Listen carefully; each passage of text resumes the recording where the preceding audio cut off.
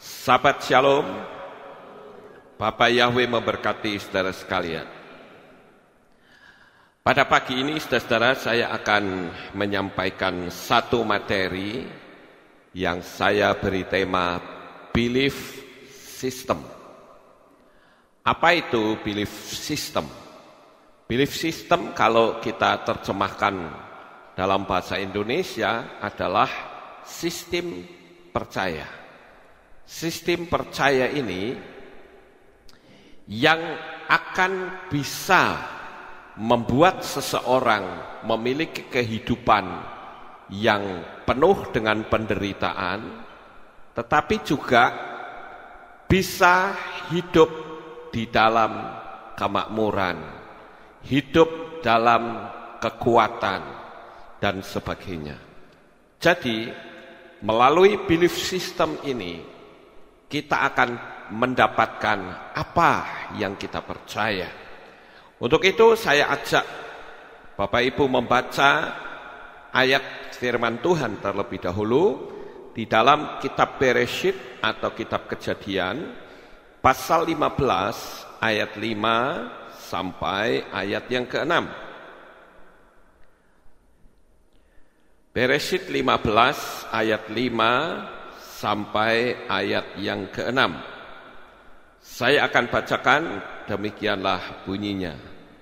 Dan dia atau Yahweh membawanya keluar dan berfirman, lihatlah ke langit dengan seksama dan hitunglah bintang-bintang itu, seandainya engkau dapat menghitungnya. Dan dia berfirman kepadanya, demikianlah kelak benihmu. Lalu percayalah dia kepada Yahweh, dan dia memperhitungkan hal itu kepadanya sebagai kebenaran. Saya akan garis bawahi di ayat yang ke-6. Di ayat yang ke-6 dikatakan, lalu percayalah dia kepada Yahweh, dan dia memperhitungkan hal itu kepadanya sebagai kebenaran. Saudara, saya ingin cerita sedikit tentang latar belakang dari kisah ini. Ini adalah tentang Abraham yang umurnya sudah tua, tetapi dia tidak punya anak. Pada waktu itu dia belum memiliki anak sama sekali, dan dia punya kerinduan untuk memiliki seorang anak, yang tentu anak perjanjian. Dan saudara tahu enggak bahwa kerinduan yang sedemikian dalam itu membuat Abraham menjadi sedih. Karena dia punya kekayaan itu besar. Lalu kekayaan ini akan jatuh kemana nanti? Kalau sampai dia tidak punya anak, bisa-bisa kekayaan akan jatuh kepada Eliezer, ya, pembantunya. Oleh karena itu, saudara-saudara, Tuhan atau Bapak Yahweh itu mengajarkan yang disebut dengan belief system. Belief system itu adalah bagian dari hukum law of attraction atau hukum daya tarik menarik. Pada waktu di tengah-tengah kegelisahan itu, Bapak Yahweh berkata kepada Abraham, coba kamu keluar. Saudara bisa bayangkan saat Abraham keluar di malam hari, Bapak Yahweh berkata, coba kamu lihat bintang di langit. Saya bisa membayangkan dengan sangat jelas, karena saya pernah berada di salah satu tempat padang pasir, padang gurun, di mana di sana tidak ada tumbuh-tumbuhan sama sekali. Jadi saya bisa bayangkan saat Abraham itu keluar dari tenda, saya membayangkan seperti saat saya berada di Wadi Rum, saudara-saudara. Sekalipun waktu itu udaranya sangat dingin, ya, saya tahu saat itu sekitar 1 atau 0 derajat. Saya keluar, saya melihat ke langit, Dan saya menyaksikan betapa indahnya bintang-bintang di sana. Saya bisa bayangkan bagaimana ketika Tuhan bilang, kamu keluar, lihat bintang. Nah, pada waktu lihat bintang, Tuhan bilang, coba kamu hitung bintang itu. Abraham menghitung, tetapi sayang sekali dia tidak mampu untuk menghitung secara tepat, karena terlalu banyak. Dan waktu itu Tuhan berkata, demikianlah kelak benihmu. Sangat simpel, saudara-saudara. Tetapi dari apa yang Bapak Yahweh ajarkan, di situ kita tahu bahwa belief sistemnya Abraham itu diubah. Belief system manusia itu kalau sudah usia 70 tahun ke atas, apalagi sudah tidak haid, tidak mungkin bisa punya anak. Itu belief system yang ada di dalam manusia. Tetapi di situ Tuhan mengubah belief system sehingga dia bisa menembus dunia kemustahilan. Makanya di dalam ayat yang ke-6 dikatakan, lalu percayalah Abraham kepada Yahweh. Dan dia memperhitungkan hal itu kepadanya sebagai kebenaran. Di dalam teks berbahasa Ibrani dikatakan, Vehemen Yahweh, Wai Yah Sebeha Lo Sedekah. Di situ ada kata amen. Amen itu artinya percaya. Amen, amin itu artinya percaya. Dan percaya yang seperti apa yang bisa mendatangkan mujizat? Bukankah setiap doa kita selalu mengucapkan kata amin?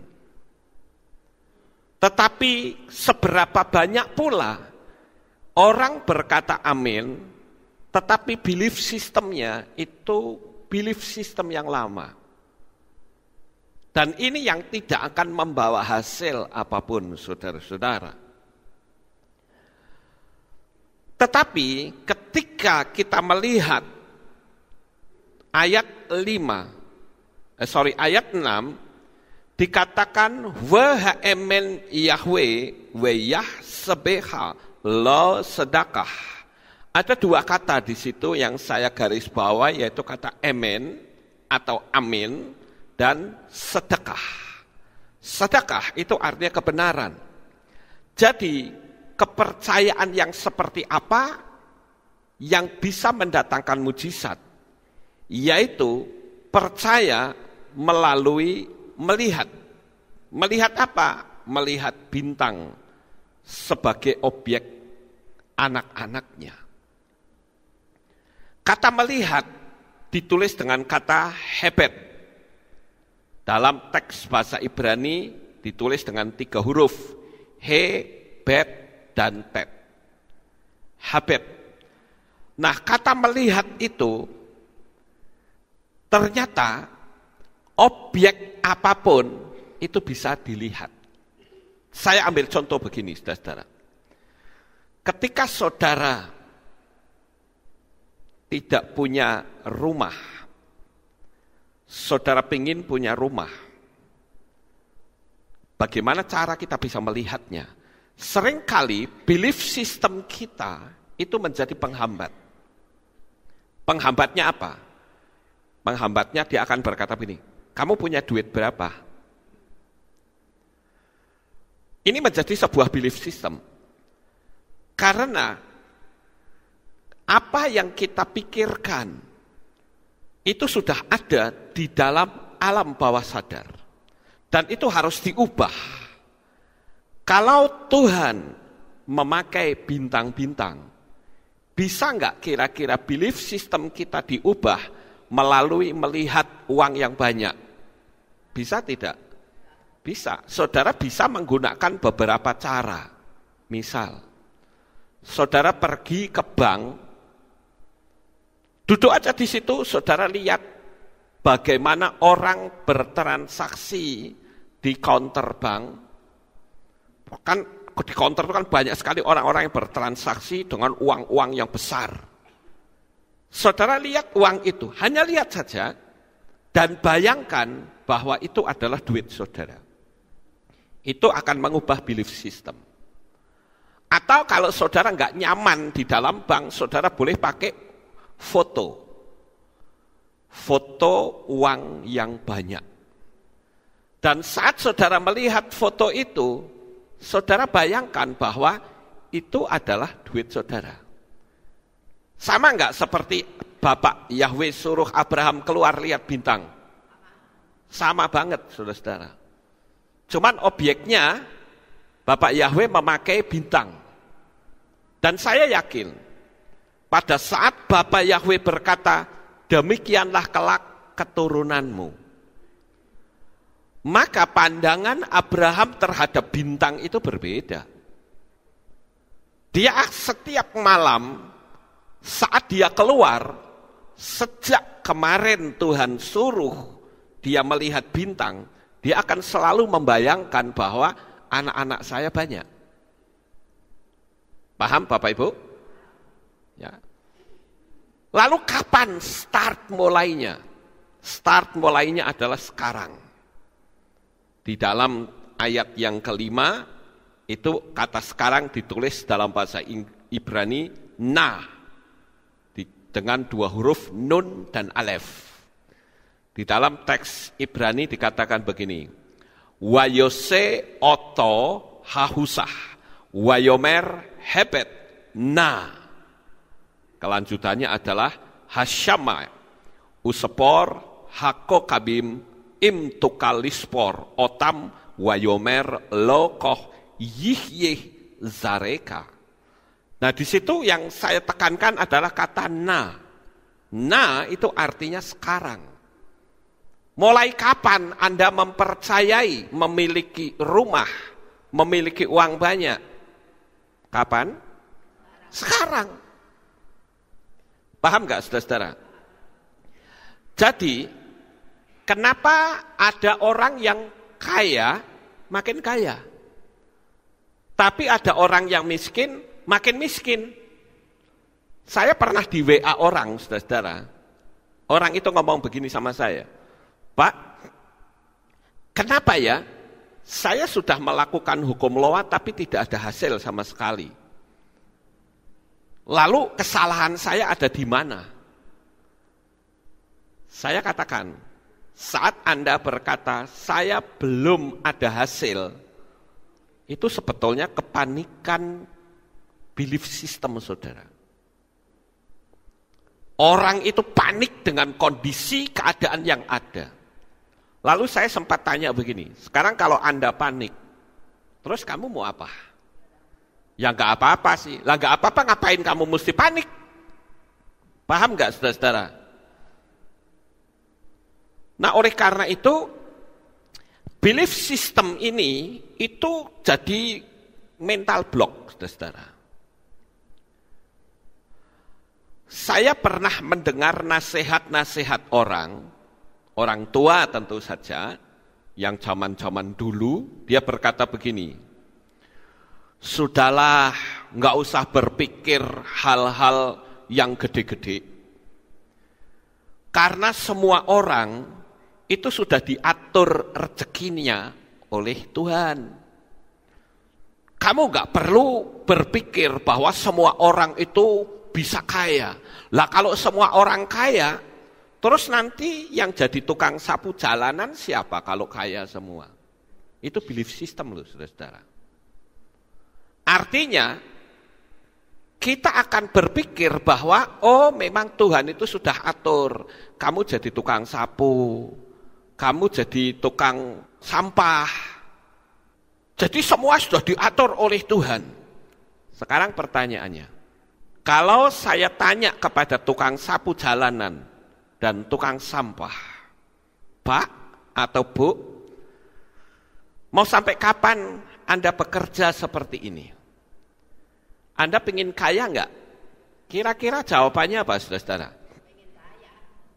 Pengen kaya atau tidak? Pasti pengen, bukan? Tetapi apa sih yang menyebabkan dia tidak kunjung kaya? belief system. Sistem kepercayaan dia. Dan itu yang harus diubah. Karena belief system itu berkata, ya mungkin saya sudah ditakdirkan jadi tukang sapu. Saya sudah ditakdirkan hidup saya seperti ini. Ya wes pasrah wae. Itu belief system yang jahat, saudara-saudara. Saya ambil contoh yang gampang saja lah, kita, enggak usah Tuhan lah, kita saja. Siapa yang ingin punya anak, sebutlah anak saudara 10. Saudara berpikir, oh kalau yang anak ini aku ingin kaya, kalau yang ini enggak usah, dia jadi tukang sapu jalanan saja. Kalau yang itu, itu rajanya pengemis nanti. Ada enggak kira-kira? Saya rasa enggak ada, bukan? Lah manusia saja masih berpikir, anakku harus sukses semua. Loh masuk Tuhan itu tidak seperti itu, saudara. Tuhan itu lebih sayang daripada kita sayang sama anak kita loh. Betul enggak? Jadi, belief system itu harus dihapus. Sudahlah, hidup itu sudah ada yang ngatur. Enggak usah terlalu diforsir. Hidup itu sudah ada yang ngatur. Sudah ada bagian rezekinya sendiri-sendiri. Betul atau tidak? Halo? Kok bingung? Saya bilang salah. Kalau rezeki Tuhan yang ngatur, itu ngaturnya itu begini, saudara-saudara. Oh, kamu bakatnya di sini, rezekimu di situ ya. Bakatmu sebagai dokter, rezekimu di dokter. Bakatmu sebagai seorang engineer, rezekimu ada di situ. Itu yang artinya Tuhan mengatur rezeki. Bukan seperti yang dibayangkan orang selama ini, rezekimu ya memang sudah tak jadi tukang sampah, kamu tak jadi sebagai tukang sapu jalanan, kamu saya jadikan sebagai pengusaha. Bukan itu, saudara-saudara. Itu belief system yang salah. Belief system yang Tuhan mau adalah, aku tempatkan engkau sesuai dengan talenta, bakat yang aku berikan kepadamu sebagai pelengkap dalam hidupmu. Paham, saudara? Manusia itu enggak usah berpikir yang tinggi-tinggi. Nanti kalau jatuh malu loh, jalani sajalah hidup ini dengan pasrah. Baik enggak nasihat itu? Halo? Oh baik. Tapi ngerusak itu, saudara-saudara. Ya. Betulkah hidup manusia itu sudah ada yang ngatur? Yang ngatur ya dirimu sendiri. Kita atur hidup kita supaya hidup kita terus naik. Ada belief system lagi yang sudah sering saya sebutkan. Hidup itu seperti roda yang sabar. Hari ini mungkin kamu masih ada di bawah, nanti kamu akan ada di atas. Sekali waktu kamu juga di bawah lagi, nanti kamu di atas lagi. Betulkah itu keinginan Tuhan sama kita? Tidak. Hidup kita bukan seperti roda, tetapi seperti tangga yang selalu naik dan tidak turun, saudara-saudara. Kemakmuran, kekayaan, kebahagiaan, itu hanya bisa dicapai oleh orang-orang tertentu yang bertitel, yang punya jabatan. Sedangkan kamu sekolah saja meletot kayak begitu, mana bisa? Itu belief system, saudara. Sampai di sini paham, saudara? Terus ada lagi yang berkata begini. Ini seringkali saya dengar ya. Sekolah yang tinggi ya nak, agar nanti kamu bisa dapat pekerjaan yang bagus. Betul enggak? Ada yang pernah dengar saudara ngomong gitu? Sering ya? Sekolah itu yang tinggi, supaya nanti kalau cari kerjaan dapat yang bagus. Nampaknya baik, saudara-saudara. Tetapi kalau kita telusuri lebih dalam, status kita itu sebagai pegawai, bukan sebagai bos. Padahal firman Tuhan mengatakan, aku akan menjadikan engkau sebagai Kepala, bukan ekor. Kan kualik semua, saudara-saudara. Itu belief system. Dan kita mesti hapus itu semua. Ada yang berkata begini, orang bodoh memang bisa berhasil, tapi itu hanya kebetulan. Dan memang orangnya bernasib baik. Pernah kan kita dengar orang-orang yang seperti itu? Dan saya katakan, kalau orang itu bilang sama saya, misalnya orang bodoh memang bisa berhasil, tapi itu hanya kebetulan saja dan memang bernasib baik. Saya akan berkata, orang bodoh itu saya. Dan itu bukan karena keberuntungan, tidak. Tetapi karena ada yang harus saya bayar. Coba kalau orang bodoh tidak mau belajar, ia akan terus bodoh, saudara-saudara. Jadi orang harus berani mengubah belief system. Saya ambil sebuah contoh, analogi dengan sebuah komputer. Ada seperangkat komputer. Dan di situ data-datanya itu sama. 2 buah komputer. Motherboardnya sama, kemudian spesifikasinya sama, CPU-nya sama, power supply-nya sama, memorinya sama, semua sama, pokoknya 2 komputer itu. Tetapi yang komputer satu itu bisa dipergunakan untuk video editor. Bisa dipergunakan untuk editing audio. Bisa juga dipergunakan untuk editor foto. Tetapi komputer yang satu itu hanya bisa dipergunakan untuk main game. Pertanyaannya, isinya sama, secara hardware sama, tetapi kenapa hasilnya berbeda? Yang sini bisa dipakai untuk bekerja, ya, sebagai editor video atau foto atau grafik, sementara yang sini untuk game. Apa yang membedakan 2 komputer itu bisa berbeda? Ada yang tahu? Apa yang bisa membedakan? Yang menggunakan? Salah. Yang membedakan adalah softwarenya. Yang membedakan itu programnya. Kalau komputer itu diprogram untuk main game, ya bisanya untuk main game. Paham, saudara? Kalau komputer itu diprogram untuk jadi grafik editor atau video atau foto editor, ya munculnya akan foto editor. Jadi yang menjadi penentu itu adalah softwarenya. Semua manusia itu diberi kelengkapan yang sama oleh Tuhan. Dari sejak kita bayi, Tuhan sudah ngasih kesempatan atau talenta yang sama yang tidak usah diajari. Apa kira-kira? Apa? Nangis. Ngedot susu. Ya. Emangnya saudara pernah ngajari bayi saudara? Nak, kalau kamu minum susu caranya gini ya. Pernah ngajari gitu? Itu pelengkap dari Tuhan, saudara-saudara. Paham enggak? Bukan cuman itu saja, tetapi Tuhan lengkapi dengan daya berpikir. Coba kalau saudara yang tinggal di Israel, anak itu akan diberi software bahasa Ibrani. Maka anak itu akan bisa bahasa Ibrani. Kalau anak itu tinggal di Indonesia, anak itu akan diberi software bahasa Indonesia. Maka anak itu bisa bahasa Indonesia. Sampai di sini paham, saudara-saudara? Begitu juga di dalam perjalanan hidup kita.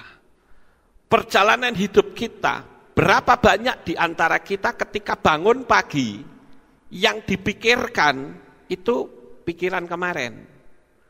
Utangku akeh, Ya toh? Aku harus bayar ini, bayar ini, bayar ini. Pertama bangun loh. Kenapa? Karena belief system saudara itu masih nempel. Saya ambil contoh saja, analogi yang lain yang gampang, yaitu tentang merokok, saudara-saudara. Di kotak rokok, kalau di Indonesia saya tidak tahu, karena saya sudah lama tidak merokok. Tetapi, kalau di Amerika, itu bungkus rokok, itu ada gambarnya orang yang penyakitan, saudara-saudara. Yang kena kanker mulut, yang kena kanker paru-paru, yang kena jantung. Entah di Indonesia ada nggak seperti itu? Ada? Ada ya? Wah itu bagus, saudara-saudara. Orang yang merokok, dia lihat gambar itu nggak kira-kira? Lihat toh. Tapi kenapa kok dia tetap merokok? Karena belief sistemnya itu belum berubah. Dia tetap berkata, aku ngerti secara pengetahuan, kalau aku ngerokok, aku bisa ngalami seperti ini. Tapi belief sistemnya akan berkata apa? Tetaplah terus merokok. Terus.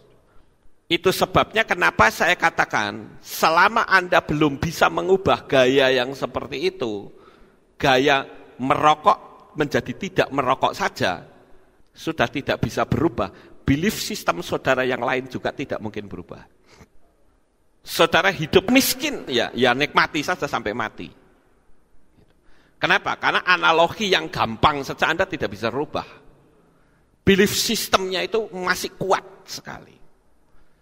Kenapa ada orang-orang yang berani mengambil langkah, oke hari ini saya berhenti merokok, apapun resikonya saya hadapi, paling-paling mati.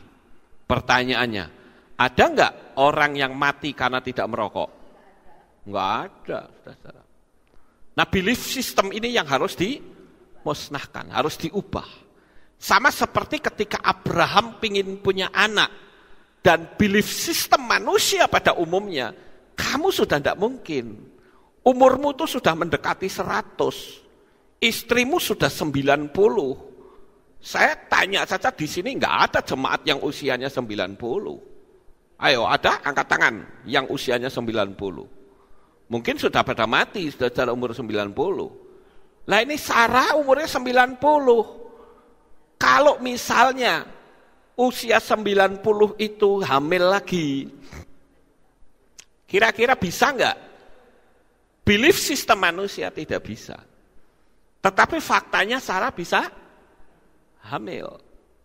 Belief system saudara berkata, aku saat ini rumahnya kontrak terus, utangku oke. Itu belief system. Bisa enggak rumah saudara yang kontrak terus, hutangnya banyak, saudara jadi orang yang kaya? Bisa, pasti bisa. Tapi saudara harus hapus belief system terlebih dahulu.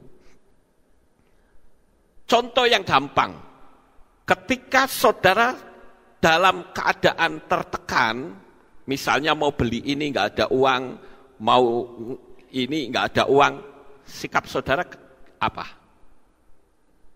Halo, bagi saudara yang sekarang sedang mengalami kesulitan nih, saudara mau beli ini nggak ada duit, mau kayak gini nggak ada duit, yang saudara lakukan apa? Marah, betul nggak saudara-saudara? Marah, lo bener gak sih? Iya toh, ngamuknya dulu. Padahal dengan ngamuk itu saudara sudah menciptakan energi negatif. Apakah dengan ngamuk itu duitnya lo jatuh dari plafon mak gedebuk gitu? Tidak, saudara-saudara. Semakin Anda marah, tingkat kehancuran ekonomimu semakin parah, saudara-saudara. Karena Anda mengklaim, memang aku miskin, kamu mau apa? Itu sebabnya kenapa saya katakan, rubahlah belief system. Mengapa orang begitu sulit mendapatkan visi dan impian? Karena sistem beliefnya yang ada di pikiran bawah sadar itu belum dihapus. Kehilatnya sama, Tuhannya sama, ya, yang disembah sama, ibadahnya juga bareng, tapi hasilnya akan berbeda. Kembali ke pola pikir, saudara. Jadi hari ini, saudara harus hapus belief system. Saudara harus berkata bahwa aku juga berhak untuk menjadi orang kaya. Dan aku sudah kaya. Jangan digedek-gedek kayak ngamuke dulu, saudara-saudara. Ada nggak di rumah kalau ada kekurangan sedikit ngamuk gitu? Ada nggak di sini? Ada? Nggak ada ya, nggak ada yang ngaku maksudnya. Tapi kalau di rumah, kalau belum ngamuk sehari, kayaknya belum puas hatinya. Saya beritahu sekali lagi, saudara pingin miskin, ngamuklah terus. Ya, saya ngomong jujur apa adanya, saudara-saudara. Gedek-gedek nih ngamuk ya. Dan saudara lihat, Anda akan mati dalam kemiskinan. Tapi ketika saudara mengubah belief system, saudara tidak lagi percaya bahwa aku ini orang miskin, tapi yang aku percaya adalah aku orang yang sehat, aku orang yang diberkati, aku orang yang bisa jalan-jalan kemana aku mau, ya itu akan terjadi. Jadi hari ini yang tukang ngamuk berhenti. Kalau saudara tetap ngamuk, saya ucapkan selamat hidup miskin sampai mati. Saya ngomong apa adanya, lebih baik saya ngomong kasar kayak gini, daripada saya kasih bahasa halus, saudara nggak ngerti juga. Maka hari ini stop Anda ngamuk, saudara. Stop. Lebih baik tutup mulut. Saya akan berulang kali memberitahu, ketika emosimu sedang diaduk-aduk, berarti apa? Alam rohnya terbuka. Iya toh? Lah ketika alam rohnya terbuka kok ngamuk, berarti saudara menciptakan bencana-bencana baru. Ya jangan salahkan Tuhan kalau begitu. Paham Bapak Ibu? Lah tapi faktanya kan seperti ini. Abraham apa tidak punya fakta? Faktanya aku sudah tua, istriku 90 tahun, faktanya seperti itu. Tapi Tuhan bilang, lihat bintang di langit. Apakah ketika Abraham lihat bintang di langit langsung Sarah punya anak? Tidak, saudara. Jadi ketika hari ini saudara start, aku mau berhenti ngamuk, stop hari ini. Apakah hari ini langsung dapat duit? Tidak, ada perjalanan waktu. Saudara akan ditarik oleh kekuatan yang tidak nampak mata. Sementara pintu-pintu mujizat yang tadinya tertutup mulai terbuka satu persatu. Tapi saudara harus berhenti dulu tukang ngamuknya itu. Gitu loh. Nanti ketika kita menghadapi kesulitan, pikiran kita apa? Aku tak golek utangan. Iya toh? Golek utangan, saudara mulai mikir. Yang saudara pikir itu bukan mujizat. Tapi si A ki iso diutangi apa ora ya? Si B ki wonge kasar apa ora ya nek tak utangi. Itu belief sistemnya rusak, saudara-saudara. Akhirnya orang punya sebutan apa? Tukang utang. Kalau orang itu datang, awas, ki bahaya nek orang ini datang mesti utang duit. Ngobrol sana sini, sing diceritake apa? Aku kesulitan duit, orang tidak ada yang mau tolong. Sebetulnya itu njaluk alus-alusan, minta alus-alusan, saudara. Dengan kata lain, mbok kowe ngerti yo, aku sedang kesulitan, tolongi aku. Itu belief system yang salah, saudara. Selama kita tidak mau berubah, hidupmu akan terus menderita. Tapi hari ini, saya sampaikan materi ini, saya percaya di tengah-tengah krisis ekonomi, saudara betul-betul penuh dengan berkat dan mujizat besar. Sukses besar untuk saudara, Bapak Yahweh memberkati. Haleluya.